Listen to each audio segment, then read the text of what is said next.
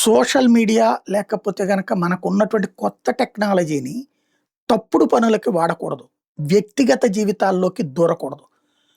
ఇప్పుడు 'ప్రభాస్', 'అనుష్క'లది 'బాహుబలి' చూసిన తర్వాత ఒక మంచి జంట, అంతకుముందు 'మిర్చి' చూసినప్పుడు ఒక మంచి జంట అన్నటువంటిది వాళ్ళ మీద ఒక ఒపీనియన్ ఉంది. కానీ అమ్మాయి ఇతన్ని పెళ్లి చేసుకోవాలనుకోవట్లేదు. ఇతను అమ్మాయిని పెళ్లి చేసుకోవాలనుకోవట్లేదు. ఇక అది వాళ్ళ వ్యక్తిగత జీవితం.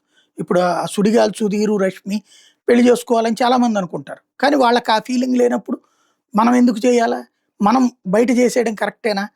ఇప్పుడు తాజాగా ఈ 'ప్రభాస్', 'అనుష్క'లు పెళ్లి చేసుకున్నట్టు ఒక ఆర్టిఫిషియల్ ఇంటెలిజెన్స్‌తో ఒక వీడియో సృష్టించేశారు.